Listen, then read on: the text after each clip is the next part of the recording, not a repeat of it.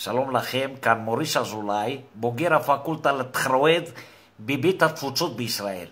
במחקר שערכנו כאן בבית התפוצות מסתבר שלשמות המשפחה שיש לנו יש פירוש לכל שם ושם. קחו למשל את העדה של התימנים. תימני שאוהב לעזור נקרא עוזרי. תימני בכיין שזועק מזעקי. תימני שאוהב לשיר סרעבי.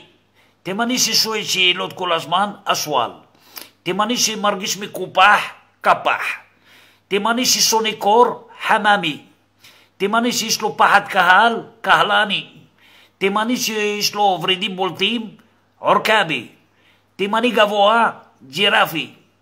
תימני שמבקש כל דבר מאחרים, זיבלי. תימני שכותב שירים, חרזי. ויש כמובן את העדה המרוקאית, שגם כן יש לה שמות מיוחדים. קחו למשל, מרוקאי שאוהב לדחוף את האף, אף ללא. מרוקאי שאף פעם לא מרוצה, מרציאנו. מרוקאי שהוא לא מפרגן, יפרגן. מרוקאי שהוא מתפרץ, פרץ. מרוקאי שהוא חם עצבני, בן חמו.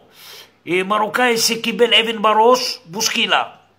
מרוקאי שהוא אוהב לשים ג'ל, אברג'ל. מרוקאי שהוא מקייס, אלמקייס. מרוקאי שהוא נשרף, אשרף.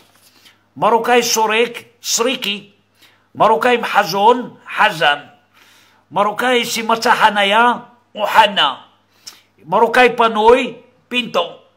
מרוקאי שנפגע, מה שלא קורה הרבה בעדה, יפגי. ומרוקאים קסקסים, אבוקסיס. עד כאן, אני בעצמי קוראים לי אזולאי, שאני סקפטי, אזולאי כן, אזולאי לא. עד כאן השיעור להיום, ניפגש שבוע הבא עם העדה העיראקית. שיהיה לכם כל טוב.